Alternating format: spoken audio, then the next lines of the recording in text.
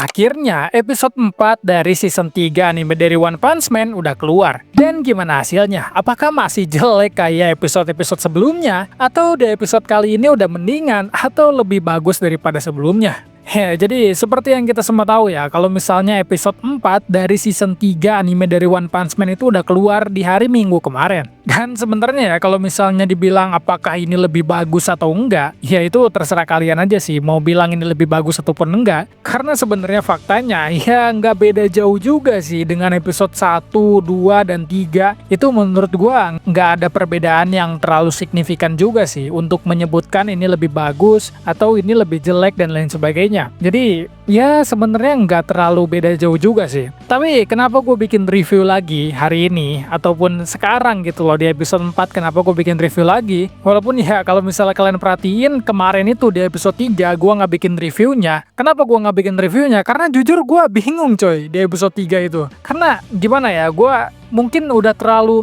nggak berharap. Jadi ketika gue ngelihat apakah bagus atau enggak di episode 3, adegan actionnya tuh lumayan gitu loh. Gue berpikir bahwa oh ini lumayan nih episode 3 nih. Gue berpikir bahwa oke lah, ini lumayan bagus lah dibandingkan sama episode sebelumnya gitu. Nah, gue berpikirnya seperti itu. Lebih baik daripada episode sebelumnya, itu di episode 3. Nah, tapi gue pun perlu inget gitu loh. Kalau misalnya kita tuh harus membandingkan juga dengan anime-anime lain yang rilis di musim ini. Jadi ketika gue bilang bahwa episode 3 itu lebih baik daripada episode sebelumnya, itu benar. Tapi kalau misalnya dibilang apakah episode 3 dari anime One Punch Man ini kualitasnya udah sama dengan anime-anime lain yang rilis di musim ini, ya gue nggak bisa bilang demikian, karena ya hasilnya gitu-gitu aja sebenarnya. Dan ini terjadi di episode 4 sih menurut gue, karena ya apa-apa juga gitu loh yang mau diperbaiki. Karena kalau misalnya kita ngelihat adegan-adegan ngobrolnya, adegan komedinya, gue rasa sih nggak banyak perubahan. Dan gua rasa pun di episode selanjutnya ya nggak bakal ada banyak perubahan juga yang terjadi. Kalau misalnya di adegan-adegan kayak adegan komedinya ataupun adegan cuma ngobrol-ngobrolnya. Ya memang sih kalau misalnya kalian lihat ya perbandingan anime dengan manga itu bener-bener bagus. Ya bagus tuh dalam tanda kutip lah. Karena anime ini tuh season 3 ini dibuat dengan sesuai, sangat sesuai dengan manga. Ya memang sih sesuai, cuma kan kita anime itu berharap animasi kan. Anime itu kan sebenarnya awal katanya dari animation kan. Jadi ya kalau misalnya mau sesuai banget sama manga, ya jangan jadi anime, jadi manga aja gitu loh. Karena kan ya nggak ada artinya gitu loh kalau misalnya anime sesuai 100% dengan manga, tapi dengan kualitas animasi yang kaku gitu. Jadi ya nggak begitu banyak hal yang berubah kan, berarti kan cuma kayak warna, cuma kayak manga diwarnain dan dikasih dubbing gitu doang kan, kayak ya bener-bener ya nggak ada yang begitu spesial dari season 3 dari One Punch Man ini. Jadi kalau misalnya dibilang apakah sudah lebih bagus atau enggak, sebenarnya sih enggak juga ya. Ya walaupun sih sebenarnya kalau misalnya dibilang apakah ada hal yang bagusnya, ya hal bagusnya pasti ada. Karena kalau misalnya kalian lihat di menit-menit akhir ya episode 4 dari One Punch Man ini, sebenarnya itu ada hal yang bagus juga kayak animasinya. Ya kita sebenarnya udah kita lihat juga sih dari episode 2, di akhir episode 2 ya. Itu kan animasinya bagus juga tuh. Terus di episode 3 di awal itu ada animasi yang bagus, cuma kayak agak ambigu gitu loh. Banyak beberapa kontroversinya kan. Yang ya kalian gue yakin udah ngelihat juga lah dari YouTuber-YouTuber lain ataupun dari konten kreator lain. Apa aja kontroversi-kontroversi yang terjadi di episode 3 itu. Walaupun animasinya sih ya bisa dibilang upgrade daripada episode-episode sebelumnya. Cuma ya dengan kontroversi tersebut jadinya ya ramenya kontroversinya lagi kan. Ya walaupun sebenarnya ya kalau misalnya dibilang bagus banget nggak juga, cuma ya lumayan aja lah. Nah itu pun terjadi di episode 4 ini. Kalau misalnya dibilang apakah keseluruhannya masih sama aja kayak flat, ya mungkin iya, cuma di episode menit-menit akhir dari episodenya itu ada sedikit adegan action. Lagi-lagi ya, cuma sedikit gitu loh, nggak banyak. Karena banyaknya nanti gitu loh di episode 5, episode 6, di episode 7. Jadi di season ini tuh sebenarnya sayang banget ya. Kalau misalnya adegan actionnya tuh bakalan dianimasikan dengan mengecewakan. Karena kalau misalnya kalian baca manganya, di season 3 ini harusnya awal mula dari hal-hal epic terjadi gitu loh. Beberapa pertarungan itu terjadi dan sangat-sangat epic, pertarungan pahlawan kelas S. Bahkan kalau misalnya kita lihat aja nanti pertarungan awal gitu loh, sebelum masuk ke dalam markas asosiasi monster ya, itu masih banyak pertarungan yang bakal terjadi di awal gitu loh. Kayak beberapa show off-nya pahlawan kelas S lah. Kayak misalnya kalau misalnya kalian tahu Atomic Samurai gitu yang ngalahin badak dengan pedangnya. Mungkin gue bakal kasih klipnya gitu loh. Ada beberapa animasi fanmade. Terus yang dia ngalahin beberapa monster pakai tusuk gigi, itu kan keren banget itu. Nah itu sayang banget kalau misalnya dianimasikannya tidak dengan baik. Apalagi nanti Tatsumaki pun bakalan ngelawan monster Esper juga kan, yang tampilannya jujur keren banget gitu loh. Monster Esper ini tuh tampilannya keren banget, dan itu monster pertama yang bakal Tatsumaki lawan di arc asosiasi monster ini. Dan cara ngalahinnya pun keren banget gitu loh. Jadi ya sebenarnya gue ngomong kayak gini sih bukan berarti kalian harus berekspektasi ataupun gimana ya. Malah menurut gue kalian siap-siap aja kalau misalnya pertarungan-pertarungan tersebut itu nggak bakal dianimasikan terlalu bagus ataupun terlalu baik. Karena ya kita pun semua tahu lah kalau misalnya anime ini dibuat dengan deadline yang sangat-sangat mepet. Kalau misalnya kalian bilang, tapi kan kita udah nunggu 6 tahun, memang benar. Kita nunggunya 6 tahun, tapi produksi anime ini yang diproduksi sama GC Staff, itu kalau nggak salah cuma 1 tahun atau bahkan kurang gitu loh. Kalau misalnya dari segi animasinya doang ya, pembuatan anime dari segi animasinya, mungkin kalau misalnya setahun itu udah termasuk kayak persiapan timnya, termasuk kayak dubbing-dubbingnya. Jadi kalau misalnya mengerjakan animasinya doang, mengerjakan animenya doang gitu loh, kayak gerakan-gerakan yang lain sebagainya, itu mungkin kurang dari 1 tahun. Itu kan sangat mepet gitu loh bisa dibilang, dan tentunya dengan budget yang seadanya juga. Jadi kita nggak bisa berharap banyak juga sih kalau misalnya ini akan dianimasikan dengan baik. Ya sayangnya sih seperti itu ya. Sebenarnya gue pun agak kesel sih kenapa One Punch Man ini diperlakukannya dengan sangat-sangat tidak baik gitu loh. Ya walaupun sebenarnya gue ngerti juga sih. Kan mereka bilang kalau misalnya One Punch Man itu nggak laku lah dalam tanda kutip. Dan season satunya itu mengandung banyak kontroversi ya. Selain memang nggak begitu laku atau mereka tuh merugi, pihak dari komite produksi pihak lain lah, maksudnya pihak yang membuat season 1 ini kan dibilang mereka itu merugi gitu loh. Karena kan mereka itu udah bener-bener all out di dalam project season 1 dan ternyata ya season 1 ternyata rugi. Terkenal sih terkenal, cuma dilihat dari pemasukannya atau dilihat dari keuntungannya ternyata nggak nutup. Terkenalnya kenapa? Karena banyak orang yang pada saat itu tahun 2015 ataupun tahun 2016 di mana One Punch Man season 1 itu baru keluar, itu belum banyak situs-situs legal, bukan situs legal ya, lebih tepatnya belum banyak platform legal yang menayangkan season 1 dari One Punch Man. Jadinya mereka itu merugi gitu loh. Banyak orang yang nontonnya itu lewat ilegal gitu. Apalagi di season 1 pun banyak yang mengatakan kalau misalnya orang-orang itu kerja rodi gitu loh.